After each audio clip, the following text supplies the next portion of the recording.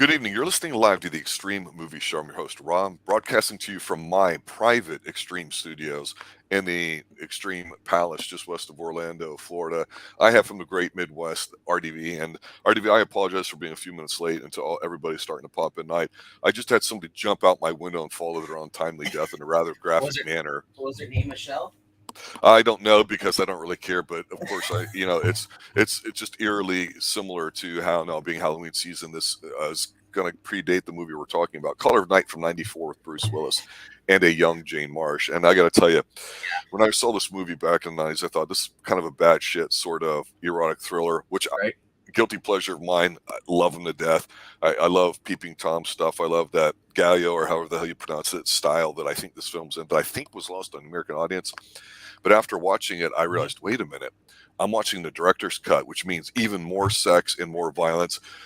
Thank you, director's cut, because this is a batshit crazy film. I love it. That's It's a lot of fun to me. so. Did you use the one I sent to you then, or did you find it or on your own? I did. I have had a copy of it for a long time. I guess Okay. somebody had given me, and I realized, yep, it's a director's cut because it's about 2 hours 20 minutes long. Yep. There's a whole lot of nothing going on here. Bruce Willis is absolutely horrible. But I want to ask you: was this your first watch? Did you know anything about it? What's your initial take? It's my first with the director's cuts. I have watched before, but I watched it on I think it was an independent film channel or something like that. It was on TV, but it was on cable though, so it means it wasn't heavily edited.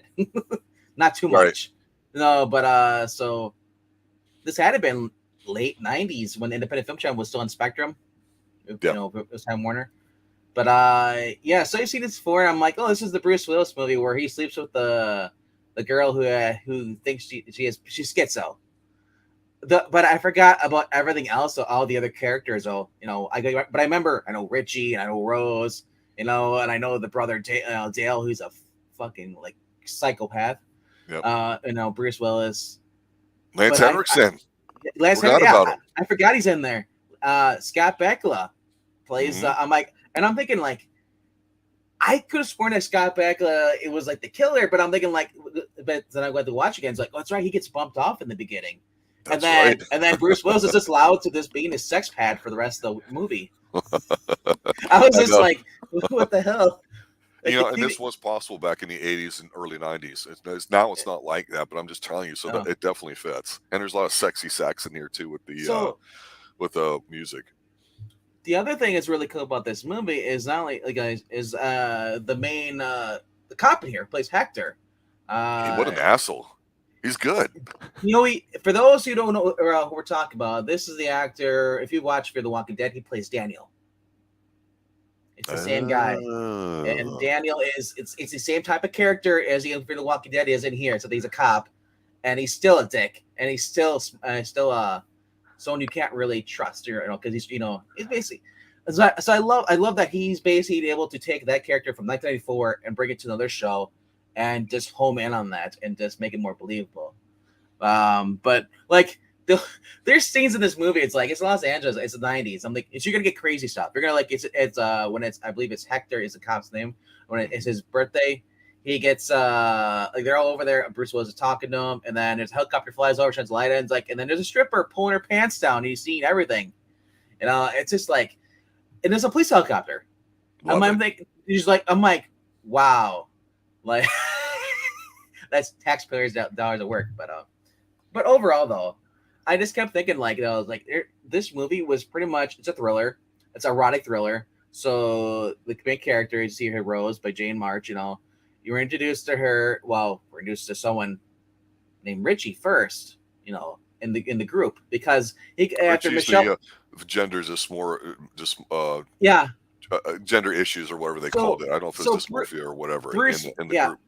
Bruce Willis, apparently, what we get to know about him is he's a psychologist, and his last patient jumped out of his office window in New York and basically did the beautiful suicide, in reference to the girl who jumped out the Empire State Building, and they had the photo, so he's so disturbed, he quits his job, goes to visit Scott Bakula, who's his college friend, buddy, and he sits in on one of the group meetings, and he meets, and that's how we get to meet everybody, and I love this, for a story.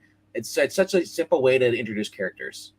him come in. Let's pause here for a second, because what you're saying is absolutely 100% true. And I think that's lost on a lot of people. I think some people think it's filler, but the point is you got to go through all these different people. So in a lot of ways, this is almost like an Agatha Christie sort of turn of the century thriller, Yes, I where love like it. you're all in the room, or Yep. who done it that way. And of course, Murder, everyone, on train. It's absolutely a great observation on your part. Yeah, so I love that. So it sets up this. We're also know that Scott Beck later on after he drives home with Bruce, because Bruce is going to stay at his place, and he's like, Bruce, like, what's with the gate, the sliding gate, and all that stuff. And he's got, not only he's got a gate on his driveway, but he's got a gate through his door, on his door, a patio. It's like a jail cell thing it slides across, which I think is really cool in the director's cut. They show you there's longer footage of that gate. Where theatrical, they just cut it, so you get to see the gate kind of close and stuff. And Bruce says, "Oh, Cameron's well, I have had threats. I'm not sure it is. It might be someone in the group." And later on, you see Scott Bakula in his office after one of the sessions, and he's basically in his office. His lights go off, and he's got a gun in his desk. He goes with the gun, but instead the Shockma comes out. Pretty much jumps on him, starts stabbing him with the knife, and repeatedly, and then he falls on the broken glass, and then impaled through and into his stomach. And I was just like, dang! But before this, though, what I thought was really interesting, there's more to Scott Bakula's character than we thought about. I'm like, why does somebody want to kill him? He takes his journals, his patient journals, slips it into a sleeve for a Van Gogh book, and puts it on the shelf. So now, what's great about this, if you're paying attention to the characters, there's this character, and I forgot what his name is. It's Hank or Ken. What's the guy? The guy who counts on stuff. The guy, the lawyer guy's name. But the lawyer in here, his character, he's obsessive.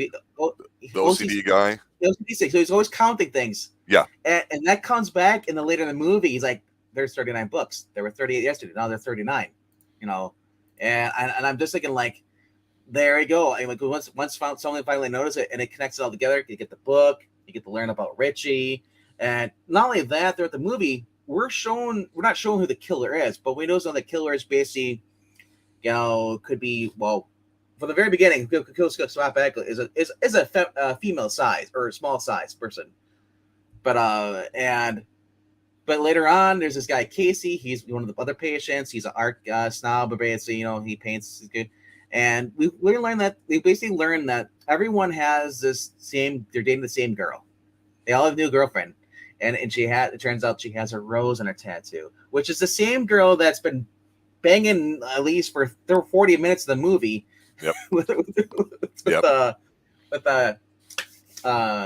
39-year-old Bruce Willis, the hot little 20-year-old. Yep. And I gotta see it all. When I first read an excerpt about this or a review, somebody said it was rated as the best sex scene ever, like the best in a movie, best erotic sex scene in a normal movie, not a non-porno sense. Right. And holy crap, no wonder Rob's like, it's my guilty pleasure. I'm like, no wonder. It's like you can see this 20-something-year-old hot girl naked in an apron, and then they're having sex in the hot tub, then they go to the shower, and just like she's insatiable. Like I can guarantee I'm gonna pin down the scene that you like the most. At the breakfast table, how did you know? She just made a steak, and he's like, well, move the dinner a little bit to the left, and she does, and he's like, there you go. And she's like, oh, well, you're not. He's like, yeah, I'm not hungry. He's like, oh, he's like, well, maybe I have something else that you might be interested in. It's like, it's just ready to go. It's like, oh, it's just another sex scene. It's like you can tell, literally. So let's talk about sex here for a minute, because it's everybody's favorite topic, right? That and money, right? Yeah. So we've mentioned before here on Xtreme Movie Show with the 80s that women's roles obviously have changed in terms of film culturally and the way things are presented. And we mentioned with men about the one-on-one, and then it turning into guns, and then in the martial artists and this and that. But with women, a lot of times with the slasher films in the 80s, they were just kind of turned into bimbos where they would show their tits, and that was it. Sort of, that was like their contribution to the movie. That doesn't mean it was a good movie, but you knew you were going to get a little bit of a kind of a campy vibe to it. Here, the whole thing with these adult thrillers types is that you got to have some graphic violence in there to shock you away from the sex part to it. And so what happens is this woman rear ends him, and she's like, "Oh, I don't have insurance," or like that. And it's the way they meet. It's a real flirty sort of thing. And she's absolutely stunning. She's gorgeous, and Yep. of course, he's a professional doctor, so he's going to slay a lot of ass. That's just how it is, especially in L.A. And of course, she shows up in a summer dress, and that whole scene there, she's a combination Yeah. of beauty, innocence looking, and just ripe enough because I'm telling you, I don't know if Bruce is going for the home run, but he might as well have, because I tell you, Yeah. when movies say, "Oh, we're cutting edge because it looks like we're going to have sex and maybe we really did film it," no, screw that. This is not an adult pornographic film that was popular in the '70s and died off in the '80s, and porn took a different way. This is mainstream, and this is pushing the boundaries of it, because if you just watch the regular cut, you get sex scenes. But to your point, the second one here, it's like, okay, he's nutted 2 or 3 times. A couple of hours have gone by. He's in a suit, right? Yeah. And she's sitting there and she's like making him steak, and like already as a guy you want to sit there and look at her and go, "I love you." And then when he Yeah. says, "Yeah, I'd like you to push the plate over a few inches," and she doesn't, she's completely nude. And then they go out again for like another 5 minutes, of all these scenes. That's when it gets really hot and steamy and sweaty and sexy, and he's turning her over, and they're Yeah. both going down on each other. This is good stuff. And This for is you, going for you ladies, I love young Bruce Willis. If you pause it, I'm sure you can see his Willie, because I'm glad it went by real fast, because I saw something swing, and I'm glad I didn't focus on it. you just can't be intimidated by those kinds of things. I mean, honestly, it's like, I'm just saying. I'm like, I was shocked, because usually Bruce Willis and stuff, or even Jean Claude usually that Van. makes an automatic. It's the ass shot. You never see the dick swing. That in this movie, you see the dick swing, and it's like, whoa.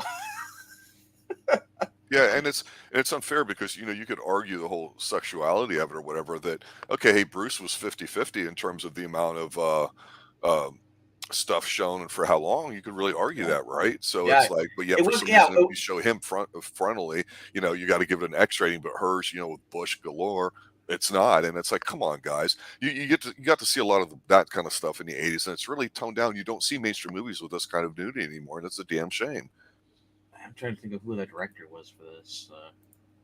Oh, it's Dominic Front. Or not no, sorry, that's he did the music. The director is Richard Rush. We need to cancel him. Toxic masculinity and all this stuff, putting women there naked. So no, Bruce is just like, he's like the worst psychologist. He's completely unbelievable. He plays it like his pulse is like 50. It's interesting because it drags on a lot, and there was something here I thought you were going to hate, maybe a lot of people hate, because I think we're very sharply divided on this, because there's absolutely no reason for him to do it, but it fits with the tone and atmosphere of the movie. There's voiceovers in here. However, it's not voiceovers in the way we typically have them, like I found my way walking across the street here to an abandoned apartment. It's him talking about himself and what's going on story-wise while it's going on. Like, what the fuck are you doing this for, bro? So, and it's kind of like a poetic thing, and it's like, and that's the day she walked out of my life, kind of like that, as the girl walks by.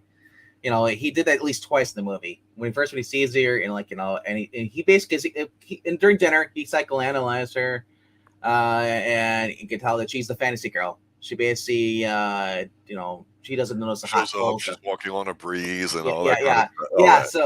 So throughout the movie, he basically she's carefree, has no, or he's more kind of grounded, and it was just basically a thing to say that there's something mysterious about her. She's carefree. But did you like the dinner scene where right before they're making sweet love at the hotel, and he walks out and he ends up getting a boner, and he can't get in his car? I thought that was funny. So yeah. So basically the dinner thing, and then you're learning more about this woman, this mysterious woman who basically hit him, rear-ended him in the Jeep. He had no insurance. He does, he doesn't give her. He basically gives her his address, and that's about it, because he's not sure if he's staying there or not. He's going to be leaving the practice or going back to LA.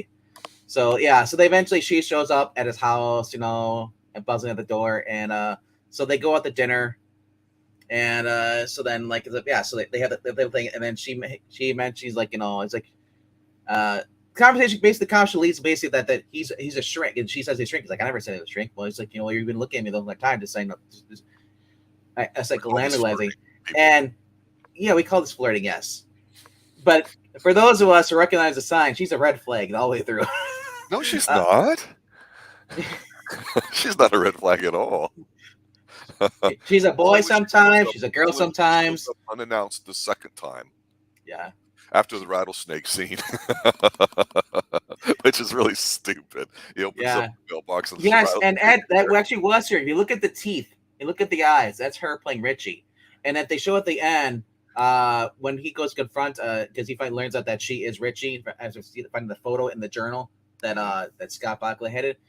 They have that tower, and the menacing tower above the steelworker factory. You know that you saw earlier in the movie. Like you knew damn well, it's like that's gonna go up there. We're going cable guy, and it's raining. He finds her basically her hands nailed to statues between here at this part.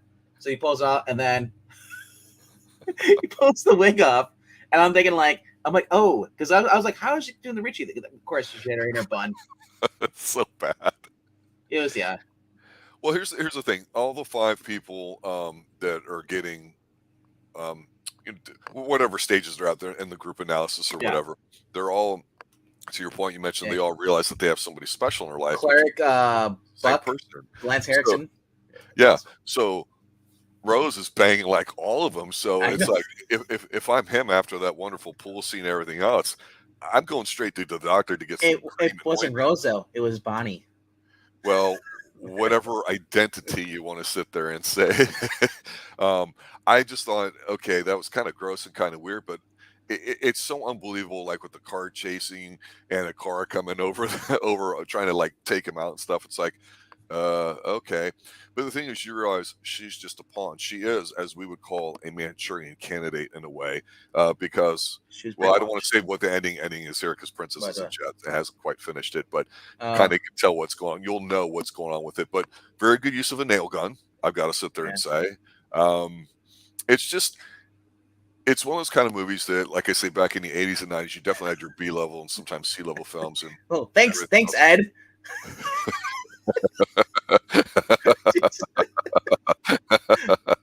We're not gonna spoil a movie. I'll do it for you guys. Don't worry. Well, abuse takes many forms, Ed. Sometimes the emotional abuse is simply not talking to somebody. Okay, psychological. You know, when something happens and then you're basically threatened by someone. Ankle could have been hotter, but it wasn't bad. And by today's standards, it went very far. Yeah, I was very disappointed because the way she was going at it with Bruce Willis, I'm like, we're gonna see some lesbian action here too. We're gonna go, and it's like, nope, guys, we get a little kiss, and that's about it. It's like, this is bullshit. Like, come on, where's equality? You gotta have both, you know, whatever. Well, let me make a serious point out when it comes to a movie that's like this, that's kind of camp. When you're doing camp, like I thought Malignant was tremendously fun. Yeah. If you understood the type of movie early on, a lot of people did, and they got turned off by it. And that's not to excuse the movie, but I think a lot of people today don't get to see these kinds of films anymore. So when something like Malignant came out, you know, they just poo-pooed it and went, oh, that's just fucking stupid. But in here, you know, you understand it's supposed to be this kind of film. So you have your saxophone, your voiceover, you have your kind of campy elements, whatever. But the problem is if they went too hard with the lesbian stuff or anything else there, the problem's going to be that it can just be completely dumb. Here, they almost try to spend the first 45 minutes to an hour of it setting up, you know, the graphic violence. You know, his buddy, Scott Bakula. Let me talk about him for a second. He's the Quantum Leap guy. Everybody loves Scott Bakula. I mean, he was a nice guy. And to see him get whacked out like that was kind of creepy, kind of And here, you're like, okay, now he's whacked. And so they just slow play it for, like, again, half the film before the sex, everything distracts you, before the mystery part really starts to take off. And then it's just a thriller. I was trying to remember this movie before I sat and watched it. I'm like Scott Bakula, like, he's the one that's abusing people in this movie. I can't remember. Like, no, he's just an innocent bystander. Yeah. I'm like, darn you guys. But I wonder how much you get paid just to get killed off like that. And I love the director's cut extends this death scene. I know, it does. They had the glass to it, I think, and some other stuff. And actually, I mean, the character went again. I'm like a spider monkey. The weird part is, like, they didn't say who killed them. And I mean, if it's meant to be the person at the end who the killer is, I don't believe it, because there's no way that the body ratio size is different. Well, that's the stuntman. I know. It's the opening scene where the woman that is putting on makeup, you can tell she's clearly Yeah, yeah. distressed, and uh, she's given some throat action to the gun and all. You're like, okay, this woman's kind of whacked, kind of disturbing. Is she kind of Yeah. hot, sexy? No, she's kind of messed up, and you're like, okay, something's going to happen. And then when she just goes out the window, you're kind of like, okay. But here's the thing: they show the thing falling all the way down and all the way down, and you're like, they're not just saying, okay, jump out the window, boom, dead. We've seen that a lot in some TV shows lately, but this one was kind of like, yeah, they decided to rub it in a little bit, and you got to be very careful with when you're doing those things because, again, too much of it, you just start checking out, right? So you have to kind of like Yeah. do a little bit of violence, do a little bit of the sex, do a little bit of the mystery. You can't just kind of put them all together at the same time, I don't think. And this movie, I thought, did a good job of it. And I'll say this, because Bruce Willis was loved with moonlighting, and even Hudson Hawk was a bomb, but people enjoyed it. I, Mhm. People hated this movie. I'm telling you, not just Of critics, but course. people I know. Everyone's like, "What the hell is he doing?" Because they expect him to be a wisecracker and this and that, and it's like, well, what's wrong with it? He was more dramatic. He was more serious. It's more like a Sixth Sense. There was no jokes. Well, to me, it was almost like he couldn't act in here. It was so bad. I could not believe him as a psychiatrist at all. I couldn't. Look, It's just he's just he's sort of there. To me, he's the weak link of the film. he felt very distraught. I mean, the ending scene I thought paid off towards the end, But I mean, like, getting at his question, yes, they do mention that. Richie's supposed to be 16 in the movie, or at least in the therapy. Yeah, they That, talk about the backstory a little bit on how it happened, and they yeah. actually put like a minute's worth of discussion in there with the previous history of some of the people. I'm being very general here, not too specific intentionally, about what's going on. So you're like, oh, okay, that makes sense. We can figure out what the age is and know and tell. So it is there too. So Richie was 12 when he died. Yeah. In the real Richie. I keep thinking of Steven Seagal. Hey, have any of you guys seen Richie? I'm thinking of? I'm going straight to Adrian Paul's little buddy, Richie. Every single time I hear that name, Richie. There can only be one. Sorry, Richie. Well, one of our most popular discussions we've had was on a movie that I think's a gold standard of these types of films, and that's Body Double by Brian De Palma. Some similar methods of filming some of the shots here, because here you get some different type of camera work when they're getting ready to start making sweet love in the pool. You see like the camera, like instead of doing the crash zoom into them, you see it like going backwards and stuff, and it's some awkward angles, or like when they're having dinner at the hotel or whatever, they're using some of the mirrors and stuff. It's a little different that way too, which I also like. It's hard to explain unless you've really watched it, but it feels a little different because most of the time I think it's like in America, obviously, in English speaking countries, you're used to reading from left to right, top to bottom. Not all countries are that way. And films, I think, are shot kind of in a certain way with the action. And sometimes these types of films go against that. And so it's a little disjarring and you're not sure why. And sometimes it's the camera tricks and you don't even realize it rather than the bad writing, because there's a lot of horrible lines in here, which is great too. I mean, it's, it adds to the whole, gotta watch it factor. But Yeah. no, I just thought there'd be more of these types of films, and unfortunately there hasn't been. And so I'm really disappointed. I hate to say Color of Night was one of the last good erotic thrillers or entertaining ones. I mean, just going through back in the 90s, seeing New York and then seeing like, when they throw the fake body out the window, flapping. Oh! It's like in the beginning. I love the sceneries out, the setting stuff. I love just seeing, hey, the 90s. What I don't see, people with their iPhones, or their Apple Buds, earbuds. You know what Richie had? Freaking Walkman. That's what. Yeah. So it's interesting you brought that up, because one movie I may cover next week, in addition to what else we're going to be doing, is I recently saw Talk to Me, which was done well.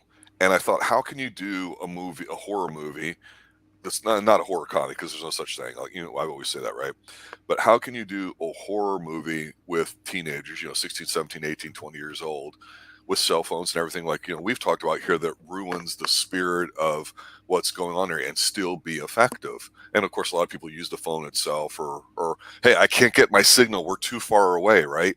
And this movie is able to do it. And so I was kind of surprised, because you're right, things like that do change how movies, the believability of it. Here, you can believe that, hey, here's a rich dude. He's running in elite circles. Yeah, he's been through a couple tragedies. Yes, the group wants him to go along. It's believable in the story sense, right? And it's believable that a young woman would get to hook up with a doctor guy and all that. You're not sure why. And he doesn't care why. And he knows blah, blah, blah. Who cares? That's what the movie's for. It's just believable enough where you're like, okay. Yeah, and you tell it's the 90s, because you go back to movies like Fallen and how the scenes, how it's shot, everything, the lighting and all that stuff. And you look at this, it's the same kind of sound, same kind of setting, some kind of lighting.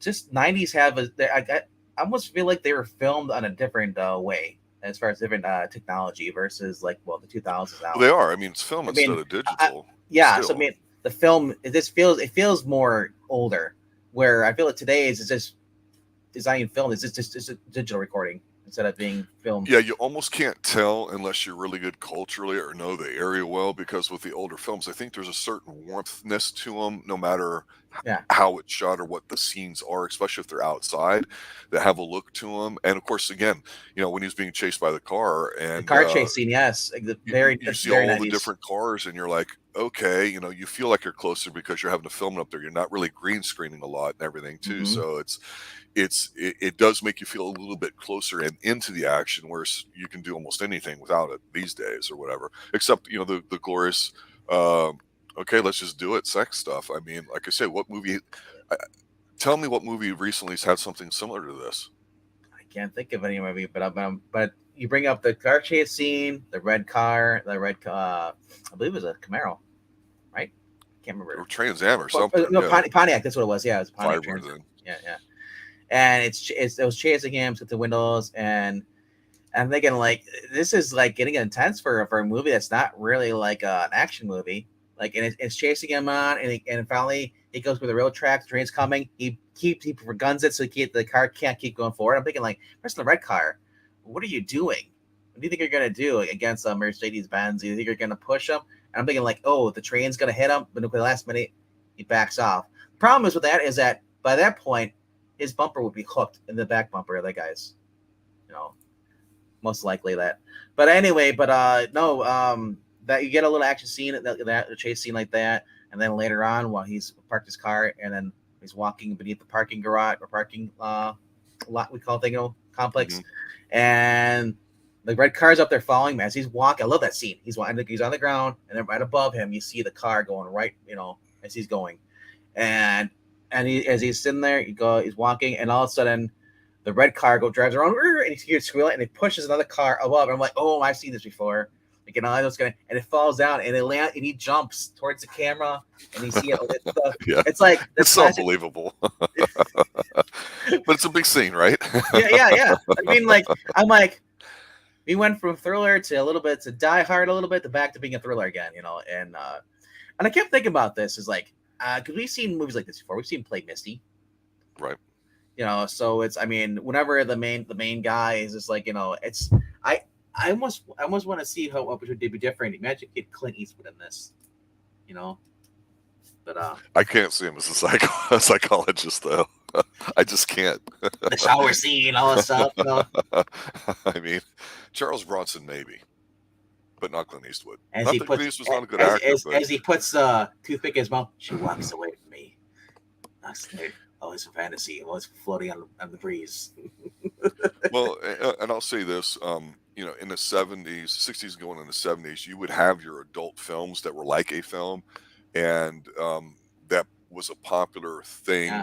And of course, they didn't play all the time like a mainstream film. So the whole thing in the 80s is, you'd have almost this soft lens, romanticized, adult films with yours.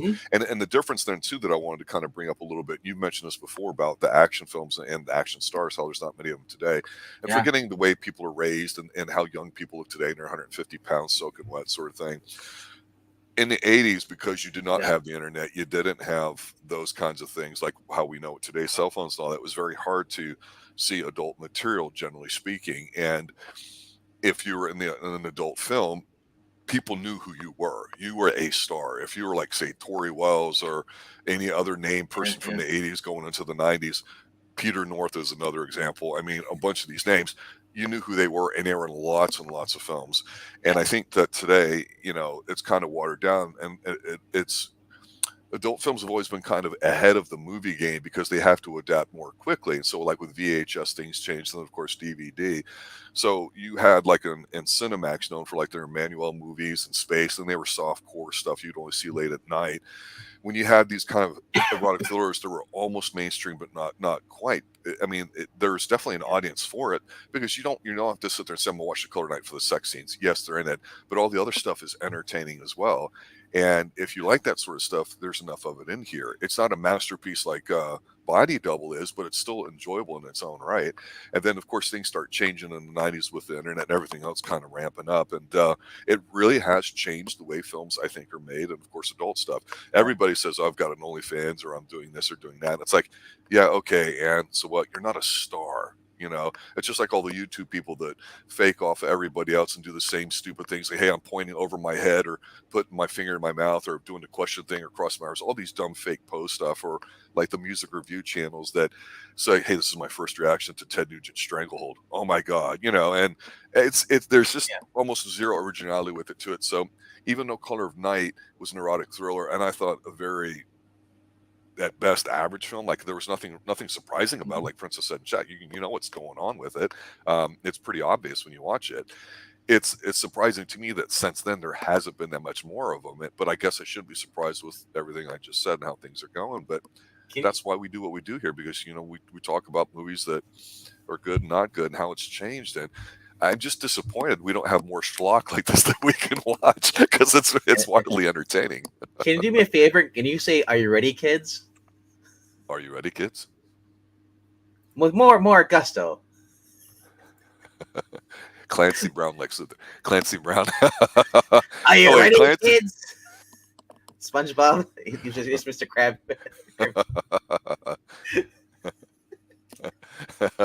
Embrace of the Vampire on Tubi with Leon Steve You Marcher. know, I'm thinking, since I'd like to continue this conversation, but with another movie, we should look. Once you review The Specialist, Stallone. Yeah, but you think that's erotic? Well, I'm just saying, we're going into movies where you have the shower scenes. That was Stallone with the blonde that's in the movie. He ends up Yeah. banging, or is it Assassins? I always get those two confused. Well, Assassins is one with Antonio Banderas. That's what I'm thinking. Assassins, yes, and the blonde. Selma Hayek dancing and that Sandra. vampire movie was pretty good, but even that was G-rated compared to this. I mean, honestly, interesting. Well, it's interesting too, because I had mentioned before, the big thing here with erotic thrillers is you never just have sex in a movie or just violence, right? You have the kind of like the combination of playing off of each other, and that's kind of like an old thing you see a lot. And I think that with coming up here in Halloween over the next month or so, talking about some of these films, you definitely see it. And obviously, we covered the Karstein trilogy from Hammer Horror Films, and how those films have kind of eroded in terms of how much of the envelope they're pushing at that time. I'll be interesting to see if there's anything else like that coming up. So the Specialist is Sharon Stone. That's what I was trying to think of. Yeah, there. Yep. Yeah, Assassins has Julianne Moore. Yep. Basic Instinct would be a more appropriate type thing like that, or even like Unfaithful or something, really, if you want to get into erotic thrillers. Yeah. Or whatever the Demi Moore one is. Is that Michael Douglas? Is that Oh yeah, that's the one where he accuses her of sexual harassment. Yeah. Yeah. That's an interesting one. We've talked about that before too. Yeah. They're just not as fun as this one, though. I mean, Boiling the Rabbit's kind of funny, but watching Michael Douglas implodes is the best part of it, really. I don't ever want to hear that ever again. Watching him implode. All right, final thoughts, sir. Color of Night. Color of Night. Very good thriller. Going through nice 90s setting. Nice colors they use for the movie. Tint. soundtrack is more orchestra. There's no really like big name music. Like Milli Vanilli and all that stuff. There's no recognizable songs, but actors are great in there too. Yeah, it's just one of those movies where everybody is believable, and I just want to know more about Buck. Lance Henriksen is great in this, and he has a mustache. Yeah, he does. Mustaches have gone away, haven't they? But I kept thinking it's body like hair. he's got and then like I said, he got the guy who plays Hector in here. He's a cop. He's I think it's Ruben something. He's in Blades. Yeah, Ruben Blades, Fear the Walking Dead, and watch him in that show. He plays Daniel, and he plays like the guy you don't want to piss off because he knows how to torture people. He did it for like the military and stuff, so he's always thinking he's 3 steps ahead. It's like, so I love his personality in this movie. Kind of went into Fear the Walking Dead. Usually it's like, well, I don't like it, so everybody's always the same in everything they do. I think it works out for him because he's just like convincing as that person. And in Fear the Walking Dead, he finally gets like you said, he's getting like dementia or like that, or we usually think he is. We don't know, but yeah, like I said, he's a talented actor. I was surprised. I forgot he was in this movie. I see a lot of these no name actors. I figure like, oh, they're on TV shows. They've never been in a movie before. So it was cool to see him actually in this movie. This girl, Jane March, I'm not sure what she did after this. How much? Before she faded away. She was in Tarzan with Casper that was like that girl on played Angelina. That was on. I've been watching No Secret. I've been watching Miami Vice. Tubbs' girlfriend, the drug lord's daughter, Angelina, has the short hair. She was only in that and like a few other shows, and then she was gone. Right. Done for acting. Still active on social media, but no, she's just not acting anymore. So I said Sandra Hess was the other big blonde that was on a lot of things. She was in Pensacola, No Wings of Gold, and she was also in Baywatch. She dated Mitch for a little while on there, and like I said, she was in. She played the Nazi model that was in Superman show with Dean Cain.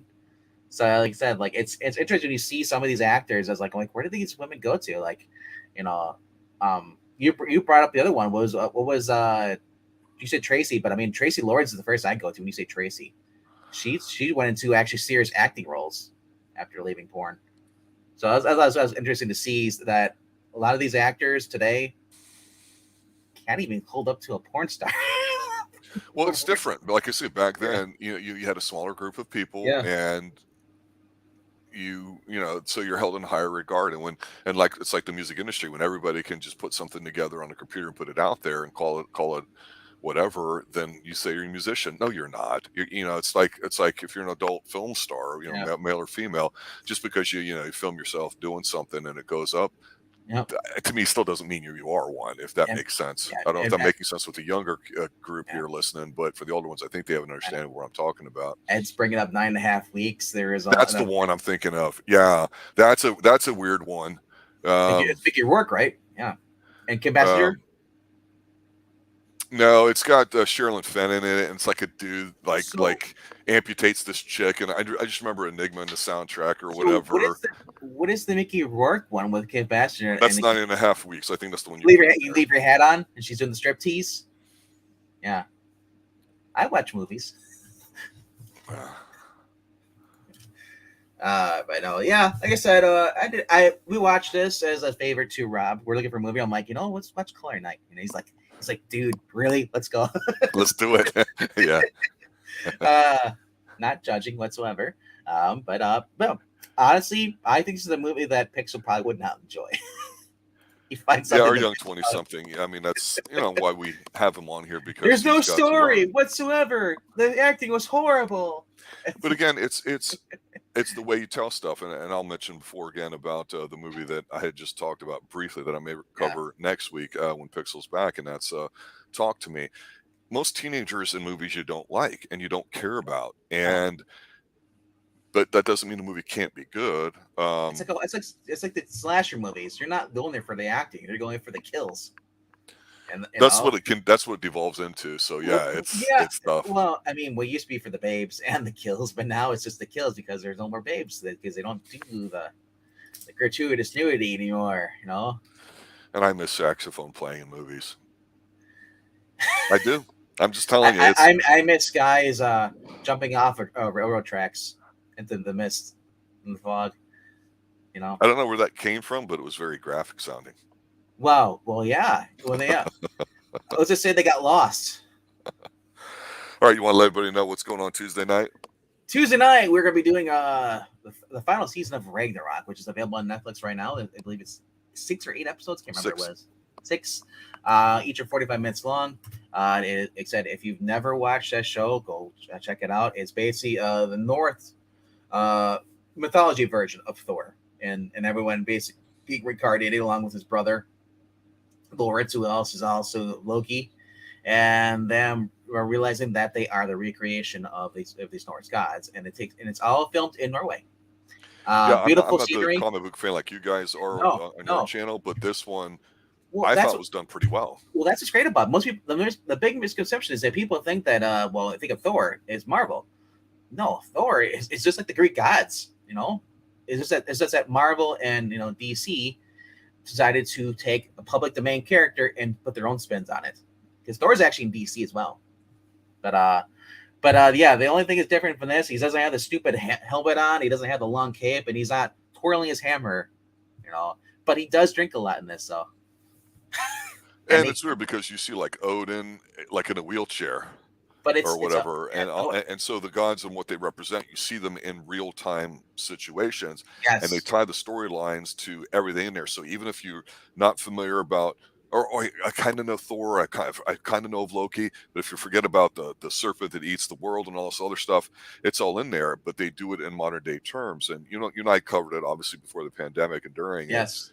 So this 3rd season finally came out, and it's the last one. And it's interesting because, again, it's not a crap ton of action. It builds up to the last episode or 2 when a couple things happen, and they don't overdo it. This is, I hate to say, less is more, because I hate that expression, but it feels that way where they did it that way. And again, with it being filmed where it's at, you get very used to the scenery and where it's at. It just looks good. It's fun. It's nice looking at it because it's somewhere different, and it's kind of gloomy. It's kind of cold. It's everything you think Thor and everybody that would grow up that way would be. It makes sense.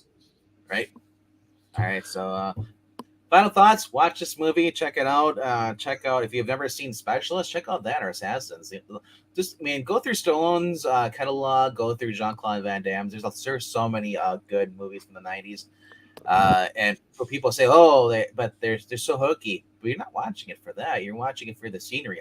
I watch most movies for not just the acting. The acting is a good part of it, but I love looking at the setting. I like looking at the way the camera angles are. I love looking at just listen to the music they choose for it. Mm-hmm. Is it orchestra or is it like, are they paying out? It's like, it's big budget. They're paying for a song, and that's why the acting sucks, because they paid for that one song. They couldn't afford to pick good actors. And like I said, Bruce Willis is an interesting character because he always plays those quirky, funny guys. Moonlighting. You see him in his big role is, John McClane in Die Hard. Majority of people don't know him from anything else other than those 2 things. Yeah, and the other thing too with that is that, I guess the way you could describe this Color of Night movie, because of the sex scenes everyone always thinks about, the pool and all that, is it's a sex montage, just like we would always have a fighting montage or an equipment montage on television shows in the 80s and all that. Montages were dying off in the early 90s. Mm-hmm. So here at least you got one in the having a relations department too, so +1 for that. Yeah, it's a lot of fun. I enjoyed it. I'm glad we covered it too. It took forever to finally get to it, but I'm glad we did. And on that note, everybody, like I said, pretty soon we're going to be going over either fall review, maybe right after next week when we can have all 3 here, but we're also going to want to be talking about some movies in general. What we did last year, and I'll remind some people that weren't here for it, for Halloween, for a whole month, what we did is we came up with a list of our own movies and just talked about why we think we might want to watch or what we may want to cover. And when people joined in, they either said, yeah, that would be kind of cool, or I don't know about this one, or would you guys do that one? So it's kind of like a group think project as far as Xtreme to decide what movies to cover, because there's so many of them in Halloween to do it. And with us, we wanted to kind of have that decided. So every Tuesday, every Sunday that we go live, we would pick out one of these films. And we even had one year, I think the year before that, we had so many of them that you guys were doing your Friday night first reactions, where you're Yeah. watching some older horror films that you'd never seen before, and going and doing that too. So depending on what kind of list we get, we may do that as well. I think we should bring back the top 10 on the 26th, not this Tuesday, but the following week. We'll do go over just our top 10 movies we're looking forward to as far as for horror movies. What's on our list for this year for us personally, not just what we're going to review, Right. but ones we want to watch. Yeah. You know, there you have it, ladies and gentlemen. Color of Night. We're going to be doing horror movies like RDB saying. It's going to be a lot of fun. So it's usually our favorite time of the year is the next couple months there. So yeah, we definitely like doing that too. I forgot to ask, do you have anything you got to plug for tonight? Just in 15 minutes, go over on Geeky Puppet Show. We're gonna be reading Archie Meets the Punisher. It's gonna be fun. Eric Brain was on here last week. He's gonna joining us for the reading. Return of Graphic Man, who's a friend of the channel. He's been ill for the past about a month or two. So he's finally returning because returning as a role on there. It's gonna be fun. We got 2 readings tonight. So the other one's Avengers with the Grey Gargoyle. So that's some cool stuff. So yeah, top 10 80s douchebags. Top 10 what? Brewer, sorry, derailed me with this comment. Top 10 80s douchebags. I like that. That's a great topic because there's some good ones in there. Much better than today's terms. Yeah. All right, guys. Have a good night. Walter Peck. Stop. All right. Thanks for watching, guys. Thanks for showing up. Have a good night, everybody. As always, stay extreme. Ed, HDTR. What a win. Good night now. Later, guys.